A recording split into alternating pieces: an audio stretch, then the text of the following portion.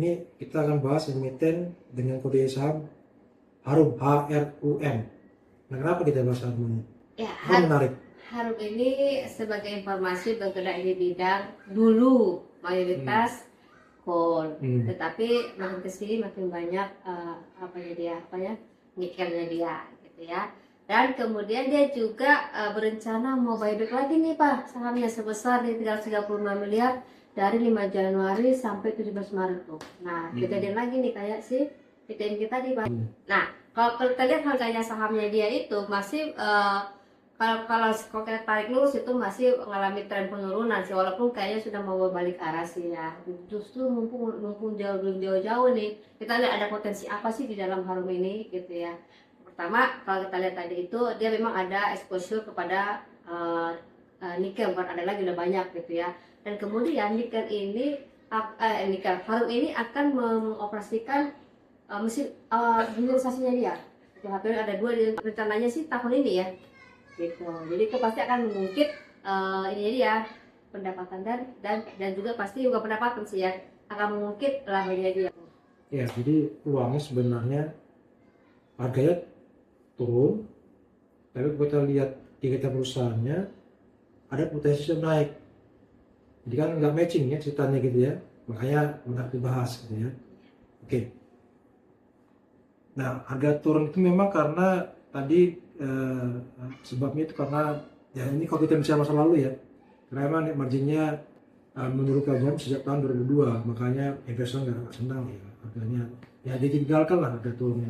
Tapi kan itu kan masa lalu, masa depannya kita lihat ini ada aksi kooperasi sebenarnya yang mengindikasikan pendapatannya bisa naik gitu ya. Tapi apa ya kita belum tahu, tapi kita lihat kemungkinan gitu ya.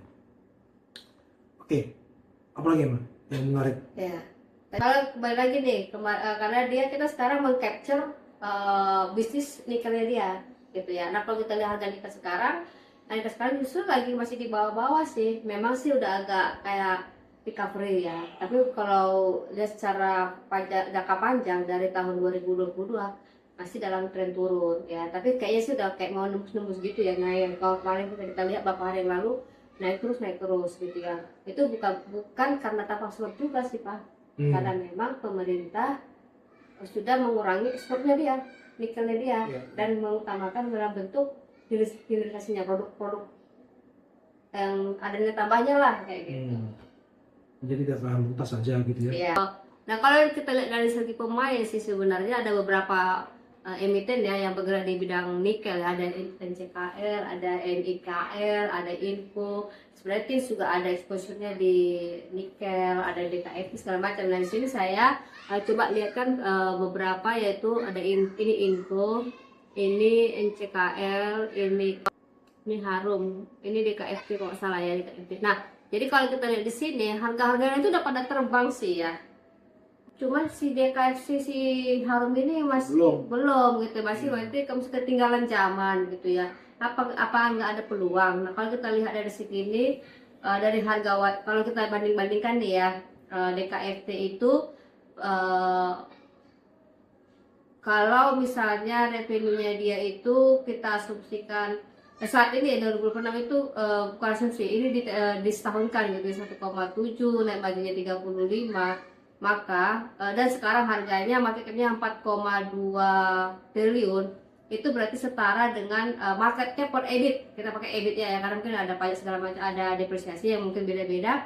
Kita pikirkan itu 7 gitu ya. Kalau DKFT itu market per EBIT-nya 7, NCKL itu 10, Info itu 38, sedangkan Harum itu 6. Jadi memang paling murah sih ya di holding itu ya, dari banding yang lain-lainnya. Memang sih margin dia lebih rendah sih ya gitu. Tapi kenapa rendah? Kita bisa kenapa marginnya Info dan Harum itu rendah dibanding DKFT? Karena DKFT dan NCKL sudah punya hilirisasi, sedangkan Info dan ini belum. Nah jadi dan tadi kan keywordnya itu Harum mau mengoperasikan KPI-nya dia, jadi akan terdongkrak tuh marginnya dia, dan akhirnya juga akan meningkatkan labanya dia. Ya. Terus kembali tadi ya, awal tadi harga lagi turun. Ya. Tadi kita katakan memang cerita masa lalunya dengan cerita masa depannya itu berbeda gitu ya. Memang cerita masa lalu membuat harganya turun, sekarang cerita masa depannya potensinya naik ya. Pertama, kedua, kalau kita lihat dibanding dia punya kompetitornya yang bergerak di bidang hampir sama, mereka sudah mulai naik harganya gitu ya. Kedua naik, sementara Harum ini belum. Jadi Bapak Ibu bisa coba pikir-pikir, lalu peluangnya apa? Nah, Bapak Ibu silakan untuk invest lebih lanjut gitu ya. Kita coba men-trigger Bapak Ibu untuk Mereka mikir sedikit ini. tahu aja ya. Ya, kita tahu ini menarik ini. Kenapa? Tadi ketidakcocokan story dengan realita gitu ya. Makanya peluang untuk dilihat lebih lanjut. Oke. Sepertinya udah semua ya. Ya, jadi kalau kita lihat seperti CPO, Kol dan Harum itu pemerintah sama-sama berencana memotong produksinya. Jadi karena hal itu makanya kita perlu melirik pemain-pemain di situ gitu ya. Dan satu lagi yang mana belum naik harganya gitu ya. Jadi secara industri dia Dan bisa naik juga. ya, jadi industrinya punya indikasi positif. Kita lihat industri apa yang akan mampu deliver opportunity itu. Yang ketiga, yang mana belum harganya gitu loh. Karena nggak mungkin dengan harganya gitu kan. Tapi anyways, Bapak Ibu ya kita mencoba memberi analisa, tapi kembali kita seperti awal kami tidak memberikan saran beli, tidak ada ajakan beli, tidak ada yang jual. Kami sekarang Bapak Ibu untuk melakukan analisa lebih lanjut. Oke, terima kasih Bapak Ibu sudah mendengar sharing kami.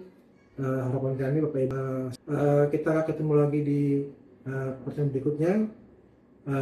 Selalu sehat dan selamat